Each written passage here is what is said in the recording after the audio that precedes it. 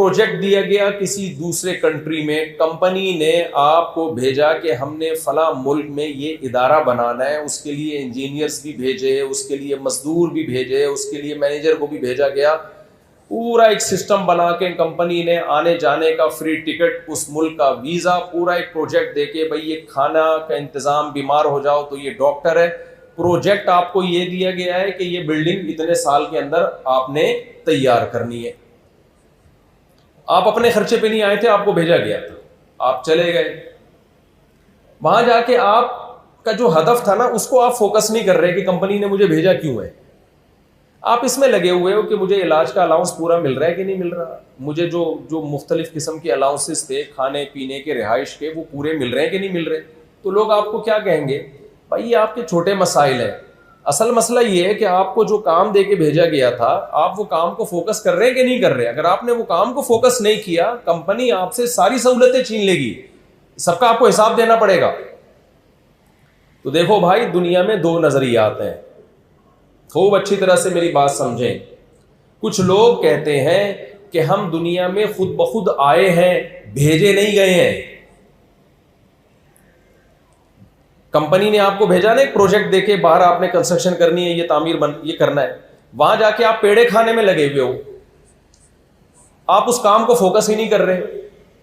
अब कोई अक्लमंद आपको आके समझाता है, यार आपको कंपनी ने यहां भेजा है एक काम के लिए, एक खास हदफ दिया है, एक टास्क दी है, आप ठीक है सहूलतों से फायदा तो उठाएं, लेकिन उस टास्क को तो फोकस करें।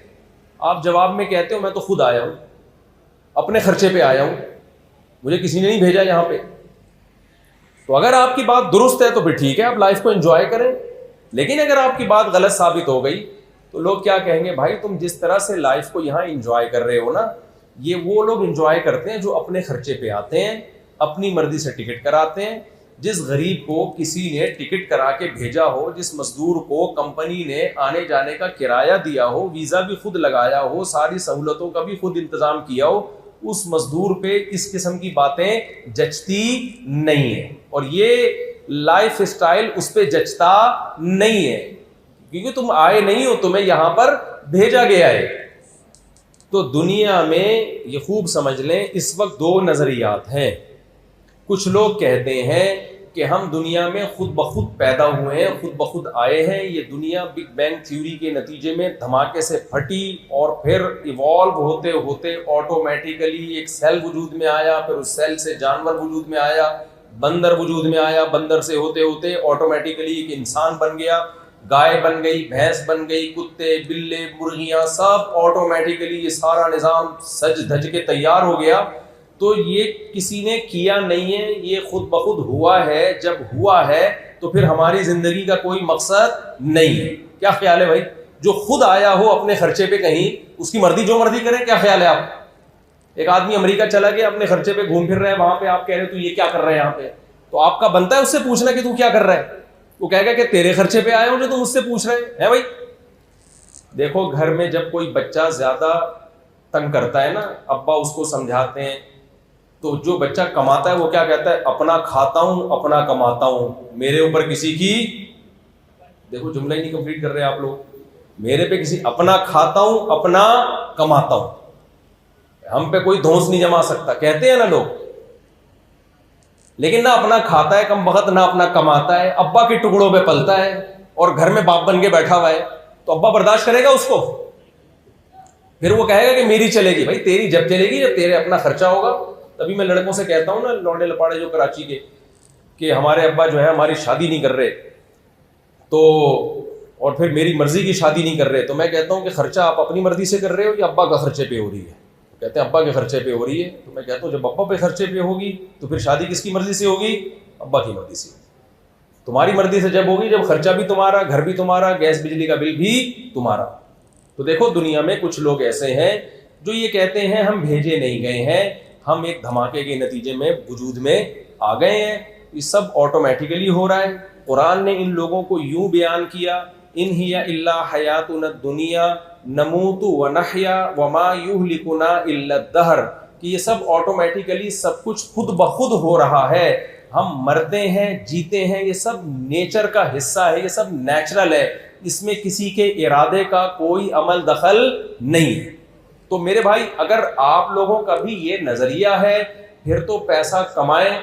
फिर वो शेर है ना अकबर इलाहाबादी का, छोड़ लिटरेचर अपनी हिस्ट्री को भूल जा, शेखो मस्जिद से ताल्लुक कता कर, स्कूल जा। 4 दिन की जिंदगी है, कोफ्त से क्या फायदा, खा डबल रोटी कलर की कर खुशी से भूल जा। समझ में आ रही है बात कि नहीं आ रही? तो लाइफ को जितना एंजॉय कर रहे हैं इससे भी ज्यादा एंजॉय करें। फिर ऐसे एंजॉय करें जैसे गोरा कर रहा है। हम लोग तो ना इधर के ना उधर के। फिर अब्बा को क्यों रखा हुआ है घर में संभाल के आप लोगों ने? गोरा क्या कहता है भाई, life is the name of entertainment, यही कहता है ना गोरा। लिहाजा वो कहता है कि एंटरटेनमेंट में जो चीज भी रुकावट बनेगी वो कबाब में हड्डी है। कबाब में हड्डी को खाया जाता है या फेंका जाता है? अब देखो आप लोग जवाब ही नहीं दे रहे, फेंका जाता है। तो वो कह रहे हैं बूढ़ा अब्बा भी कबाब में हड्डी है, लिहाजा फेंका जाएगा ओल्ड हाउस में। बूढ़ी अम्मा कबाब में हड्डी, लिहाजा कहां फेंकी जाएगी वो? ओल्ड हाउस में। गोरों के अब्बा अम्मा का मुस्तकबिल क्या है? Old house. कहते हैं उधर एक फादर डे मदर डे में थोड़ा सा सलाम दुआ कर लेंगे, कोई 5-10 रुपए की चॉकलेट भेज लेंगे, ये क्योंकि लाइफ इंटरटेनमेंट का नाम है। बूढ़ा अब्बा खांसेगा, अम्मा खांसेगी, जरासीम फैलेंगे। हम जरासीम लेस जिंदगी गुजारना चाहते हैं, जरासीमों वाली जिंदगी से हमें शदीद नफरत।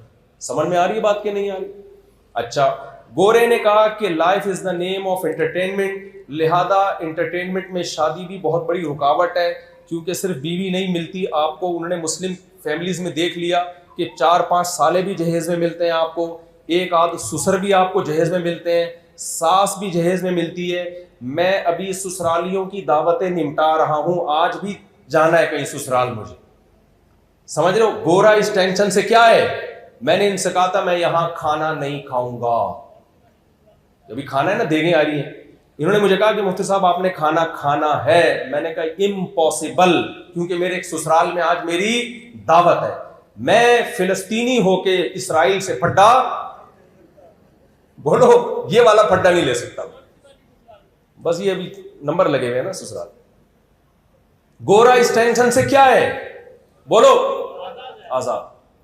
ना साला उनका, ना सास, ना ससुर। जो अम्मा को ओल्ड हाउस में रखते हैं वो सास को बकरीद पे कहां पूछेगा? क्या ख्याल है भाई? वो सास को किधर जाके पूछेगा कि हमारे यहां तो इस पे झगड़े होते हैं कि मेरा भाई, बीवी बोलती है मेरा भाई आया था उसको समोसों का नहीं पूछा, उसको चाय का नहीं पूछा। इस पे झगड़े हुए हमने देखे हैं घरों के अंदर। मेरे भाई आते हैं, आप बाहर निकल के चले गए, वो कुछ नहीं लगता आपका? गोरा सगा भाई भी आएगा ना तो मर्जी है, तो टेंशन फ्री। फिर उन्होंने कहा क्योंकि life is the name of entertainment, तो उन्होंने कहा भाई शराब पीने से इंसान का दिमाग क्या होता है? रिलैक्स। तो वो इस बहस में पढ़ते हैं कि हलाल है हराम है, बोलो ना। उनके यहाँ कोई मौलवी मुफ्ती होते हैं अंग्रेजों के यहाँ? सबसे बड़ी टेंशन तो मौलाना साहब है। गाय के 2 दांत हैं, खीरी, इतनी टेंशन लोगों में चलती है ना बकरीद के दिनों में। खुद भी टेंशन, उलमा को भी टेंशन, मुफ्ती साहब गाय की दुम नहीं है, कुर्बानी हो जाएगी, ये टेंशन है गोरे के पास। और एक अजीब टेंशन जो मैं भुगता हुआ हूं, गाय आप लेकर आए बकरीद के दिनों में, सारे पुरजे सलामत, घर आके जब आपने प्यार किया, दुम तक पहुंचे तो दुम हाथ में आ गई। पता चला कि ये एल्फी से चिपकाई गई थी या सियावत है इसको। समझ रहे? फिर वो गाय वापस करने जा रहे हैं तो दोबारा टैक्स देना पड़ रहा है उनको सोहरा बोर्ड में, मंडी में घुसने के लिए। तो गोरे ने शराब को लीगल कर दिया, उसने निकाह अपनी सोसाइटी से, शादी ब्याह अपनी सोसाइटी से खत्म। उसने कहा बीवी बहुत बड़ी टेंशन है, गर्लफ्रेंड में कोई टेंशन बोलो नहीं। गर्लफ्रेंड 100 भी रखो, 100 रखो गर्लफ्रेंड यार, बीवी कितनी बड़ी टेंशन। वलीमा है उसमें, रुखसत होके आएगी, फिर आप देर से घर आ रहे हो, आपसे पूछेगी कहां रह गए थे, तो आप दोस्तों के साथ गटर के ढकनों पर बैठ के पूरी पूरी रात कंवारे गुजार सकते हैं, शादीशुदा नहीं गुजार सकते। वो पूछेगी आपसे कहां जा रहे हो, कहां से आ रहे हो, 20 किस्म के सवालात करेगी। आपके ससुर पूछेंगे कमबख्त शादी से पहले तो बड़ी बातें करता था और अब तू मार्केट से ही शॉर्ट हो गया है। गोरे ने इसका हल सोचा, क्योंकि गोरा कहता है कि हम बनाए नहीं गए हैं, डार्विन की थ्योरी के तहत हम ऑटोमेटिकली खुद ब खुद बोलो वजूद में आए, खुद ब खुद है तो क्या मतलब, मकसद वैसे थोड़ी है, यही मकसद है, लाइफ को एंजॉय करो, मजे उड़ाओ बस। हाँ, इतने मजे उन्होंने लीगल नहीं किए कि आपस में एक दूसरे को काटना शुरू कर दें। शराब की लिमिट कर दी भाई, इतनी नहीं पीनी कि पी के उल्टे ही हो जाओ, पता ही नहीं चले कि जहाज सीधा उड़ा रहे हो या उल्टा उड़ा रहे हो। तो पायलट का एक टेस्ट होता है कि भाई आप इतनी पी के प्लेन उड़ा सकते हैं। यानी जिस चीज का आपस से ताल्लुक था ना कि एक दूसरे को ही काटना ना शुरू कर दें, तो उसको तो इन्होंने कंट्रोल कर लिया, बाकी सब क्या कर दिया, लीगल। और उस अय्याशी की इंतहा को पहुंचते पहुंचते होमोसेक्सुअलिटी को लीगल कर दिया उन्होंने, जिसके तसव्वुर से घिन आती है इंसान, तो इंतहाई गलीज काम। लेकिन मुनाफकत नहीं है, उन्होंने कह दिया जब इंटरटेनमेंट के लिए तो एक इंतहा को वो पहुंच गए। आहिस्ता आहिस्ता उन्होंने क्या किया, शादी ब्याह के सिस्टम को खत्म किया। गर्लफ्रेंड शादी आपकी मर्जी है। 50-50 साल में लोग मुझे कहते हैं बूढ़े अपनी बीवी से बहुत वफा करते हैं। ओ भाई तू 23 साल में शादी कर, फिर वफा करके दिखा। 50 साल 55 साल में शादी करके भी वफा नहीं करेगा तो अब तुम्हारे पास वफा के अलावा बचा क्या है? 60-60 साल में जाके कमबख्त शादी कर रहा है और बुढ़िया से वफा कर रहा है, तो क्या वफा ही करेगा तू? मैं अपने दोस्तों को बताऊं जो मेरे भांजे 22-22 साल में शादी की है और वफा करके दिखाई है उन्होंने, ये ऐसी वफा गोरा करके दिखाए ना।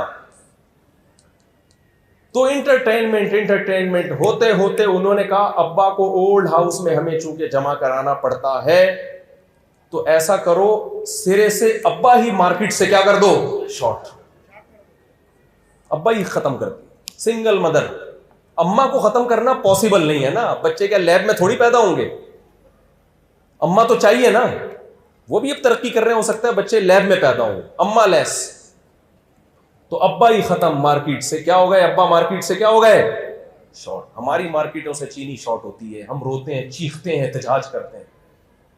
खुदा की कसम, मार्केटों से चीनी का या गन्ने का शॉर्ट हो जाना या डीजल और पेट्रोल का शॉर्ट हो जाना इंसानियत के लिए इतना बदनुमा दाग नहीं है, अखलाकियात के लिए। लेकिन मार्केट से अब्बा ही शॉर्ट हो जाना किसी कौम, ये अखलाकियात और तहजीब का इंतहाई दर्जे का जवाल है। भाई मैं समझा पा रहा हूं अपनी बात, आप लोग को कुछ समझ में आ रही है कि नहीं आ रही? तो मैं गोरे की बुराइयां नहीं कर रहा, मैं उसकी तारीफें कर रहा हूं कि वो एक साइड के खड्डे लाइन लग गया है, वो एक साइड पे हो गया कि यार जब एंटरटेनमेंट है ना, तो हर वो चीज जो एंटरटेनमेंट में रुकावट बने उसको साइड पे लगा दो। अब्बा रुकावट बने, अब्बा हटा दिया। अम्मा रुकावट, 18 साल में बच्चे टाटा करके अम्मा को जा रहे होते हैं, अम्मा देखते हैं दोबारा आपसे मुलाकात होती है कि नहीं होती। सारा खानदानी निजाम की ऐसी की तैसी। नमाज रोजा तो सवाल ही पैदा नहीं होता ना। हमारे यहाँ जितना भी बेनमाजी होगा, जुम्मे को थोड़ी बहुत उसको फिक्र होगी कि यार कहीं जगह मिल जाए, बेशक सड़क पे ही मिल जाए जगह। तो एक लाइफ ये है मेरे भाई, ये उन लोगों की लाइफ है जो कहते हैं हमें पैदा करने वाला कोई बोलो नहीं। तो अगर आपका भी यही नजरिया है तो